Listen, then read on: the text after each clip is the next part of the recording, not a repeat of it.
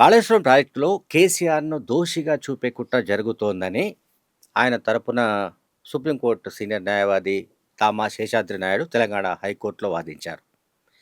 ఈ కేసుకు సంబంధించి అంటే కాళేశ్వరం ప్రాజెక్టు పైన జస్టిస్ పీసీ ఘోష్ కమిషన్ దాదాపు 665 పేజీల నివేదికను 2025 అక్టోబర్ ప్రాంతాల్లో రాష్ట్ర ప్రభుత్వానికి సమర్పించడం, దానిపైన సిబిఐ ఎంక్వైరీకి రాష్ట్ర ప్రభుత్వం కేంద్ర ప్రభుత్వానికి అప్పీల్ చేయడం, ఆ కేసు అంటే సిబిఐ ఎంక్వైరీకి ఇవ్వాలా? వద్దా? అనే విషయంలో ఇప్పటికీ కేంద్ర ప్రభుత్వం నిర్ణయం తీసుకోకపోవడం ఇవన్నీ ఒక యాంగిల్.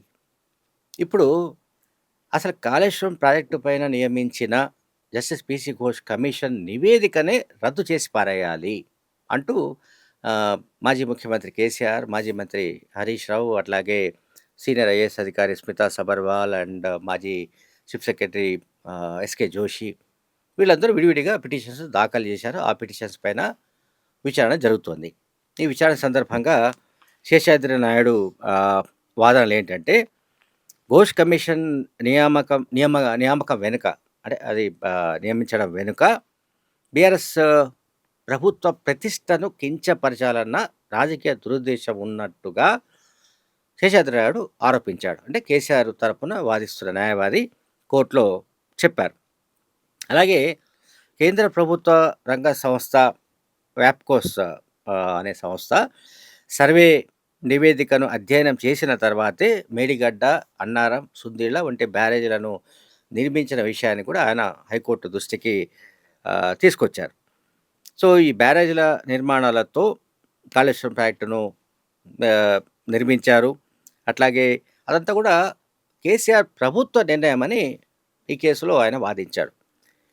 అందువల్ల కేసులో కేసీఆర్ను ఒక సాక్షిగా పిలిచి ఆ తర్వాత ఆయనను దోషిగా ఎట్లా మారుస్తారు అనేది ఆయన వాదన. ఎవరు? కేసీఆర్ తరపు న్యాయవాది శేషాద్రి నాయుడు వాదన.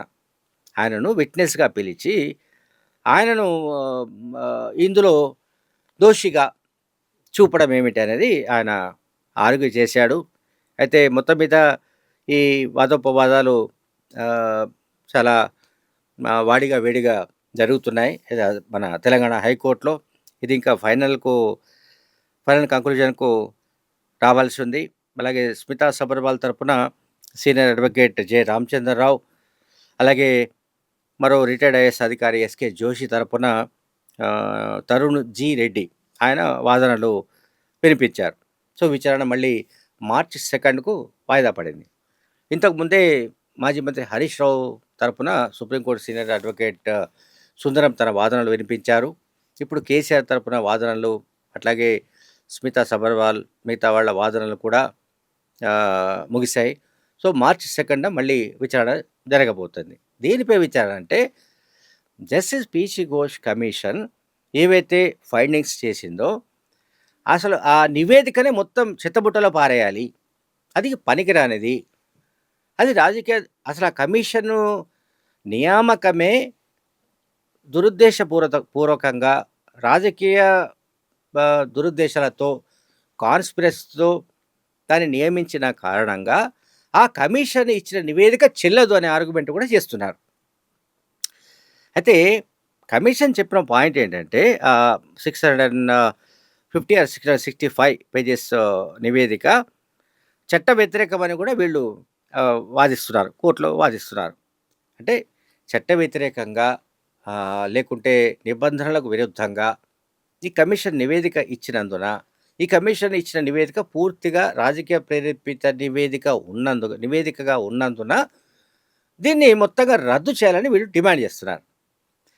అందుకే దీనికి ఈ విషయం ముందుగానే ఊహించి, అంటే కోర్టులో ఇటువంటి న్యాయ పోరాటానికి బీఆర్ఎస్ ప్రయత్నిస్తుందని తెలిసే ముఖ్యమంత్రి రేవంత్ రెడ్డి ఆయన కేంద్రం కోర్టులోకి బంతిని విసిరేశాడు. ఆయన కేంద్రం అంటే బీజేపీ ప్రభుత్వం కోర్టులోకి పడేశాడు. అంటే పీసీ ఘోష్ కమిషన్ ఇచ్చిన నివేదిక, అట్లాగే నేషనల్ డ్యామ్ సేఫ్టీ అథారిటీ ఇచ్చిన నివేదిక, విజిలెన్స్ ఇచ్చిన నివేదిక, వీటన్నిటిని బేస్ చేసుకొని సిబిఐ ఎంక్వైరీ జరపాలంటూ రాష్ట్ర ప్రభుత్వం కేంద్రానికి అప్పీల్ చేసింది. సో కేంద్ర ప్రభుత్వం దానిపైన ఒక నిర్ణయం తీసుకోలేకపోతుంది. దానికి బహుశా రాజకీయ కారణాలు కూడా ఉండొచ్చు. దానికి మన దగ్గర ఆధారాలు లేకపోవచ్చు కానీ, రాజకీయ కారణాలతోనే సీబీఐ ఎంక్వైరీకి కేంద్ర ప్రభుత్వం అంటే ముఖ్యంగా బీజేపీ నాయకత్వం డిలే చేస్తున్నట్టుగా కనబడుతోంది. లేకపోతే ఈ పాటికి ఎప్పుడో సీబీఐ ఎంక్వైరీ చేయాలా? వద్దా? అనేదైనా కనీసం నిర్ణయించాల్సుంది. ఈ కేసులో రాష్ట్ర ప్రభుత్వం అసెంబ్లీలో తీర్మానించి పంపించిన తర్వాత కూడా 6 నెలలు గడిచినా సీబీఐ ఎంక్వైరీ చేయాలో వద్దో అనే అంశం కూడా కేంద్ర ప్రభుత్వం తేల్చడం లేదు అంటే, ఖచ్చితంగా రాజకీయపరమైన కారణాలు కాకుండా ఇంకొక రకంగా ఉండే ఛాన్సెస్ లేవని చాలామంది విశ్లేషకులు భావిస్తున్నారు. ఇక ఇప్పుడు ఈ కోర్టులో, హైకోర్టులో జరిగేదేమిటి అనే దానిపైన ఇంకొక చర్చ. సరే, హైకోర్టు ఏం తీర్పిస్తుందనేది పక్కన పెడితే, రేవంత్ రెడ్డి చేసిన చర్య అంటే కేంద్ర ప్రభుత్వం చేతుల్లోకి దాన్ని నెట్టివేయడం. అంటే కేంద్ర ప్రభుత్వం ఏం డిసైడ్ చేస్తే అది. ఎందుకంటే మీరు మాకు అప్పజెప్పండి. మేము 48 గంటల్లో వాళ్ళను అరెస్ట్ చేసి పారేస్తాము. ఎవరిని బీఆర్ఎస్ అప్పటి అంటే కాళేశ్వరం ప్రాజెక్టులో ఎవరైతే నిందితులు, ఎవరైతే కాళేశ్వరం ప్రాజెక్టులో అక్రమాలకు పాల్పడ్డారో, అవకతవకలకు పాల్పడ్డారో, లేకుంటే ఎవరైతే విధి నిర్వహణలో నిర్లక్ష్యం చేశారో, దాంట్లో చాలా యాంగిల్స్ ఉన్నాయి. ఇప్పుడు ప్రాజెక్టు నిర్మాణానికి ముందు జరిగిన డిజైన్స్‌కి సంబంధించిన రూపకల్పన, ఆ తర్వాత నిర్మాణం చేపట్టడం, ఆ తర్వాత దానికి సంబంధించిన నిర్వహణ, ఆ తర్వాత నిర్వహణకు ముందు అంటే నిర్మాణానికి ముందు టెండర్‌లకు సంబంధించిన ప్రక్రియ, వీటన్నిటిలో కూడా అప్పుడు మొత్తం అధికారమంతా మాజీ ముఖ్యమంత్రి అంటే ముఖ్యమంత్రిగా ఉన్న కేసీఆర్ దగ్గర మైనందున అంటే సెంట్రలైజ్‌గా మొత్తం పవర్స్ అన్నీ కేసీఆర్ దగ్గర ఉన్న కారణంగా ఆయననే జస్టిస్ పీసీ ఘోష్ కమిషన్ ప్రధాన బాధ్యుడిగా తేల్చింది. ఇక్కడ ఆయన ప్రధాన బాధ్యుడని తేల్చింది. ఆయన విలన్ అనో లేకపోతే ఆయన ఇంకేదో అని కాదు. బాధ్యుడని తేల్చింది అంటే ఇంచుమించు అది ఈ కాళేశ్వరం ప్రాజెక్టు వ్యవహారంలో ఆయనను దోషిగానే పరిగణించే విధమైన వ్యాఖ్యానాలు వినిపిస్తున్నాయి. అయితే దోషి కాదు, ఆయన సాక్షి మాత్రమేనన్నది ఇప్పుడు వీళ్ళ ఆర్గ్యుమెంట్. అలాగే కేసీఆర్ ఏం చేసినా అది ప్రభుత్వ నిర్ణయంగా కూడా చెప్పడానికి ప్రయత్నిస్తున్నారు. మనందరికీ గుర్తుండే ఉండాలి, 2014లో తెలంగాణ ఏర్పడిన తర్వాత కేసీఆర్ ముఖ్యమంత్రి అయిన తర్వాత ఆ 2 టర్మ్స్ కూడా కేసీఆర్ ఆజ్ఞ లేకుండా తెలంగాణలో ఎక్కడ చీమ కూడా కుట్టేది కాదు. మరీ పర్టికులర్‌గా ఐదర్ పార్టీలో లేదా బయట పరిపాలన వ్యవహారాల్లో కూడా కేసీఆర్‌కు తెలియకుండా ఎవ్వరూ ఎక్కడ ఏమీ చేసే పరిస్థితి లేదు. ఆ తర్వాత ఇప్పుడు కథనాలు మారుస్తున్నారు.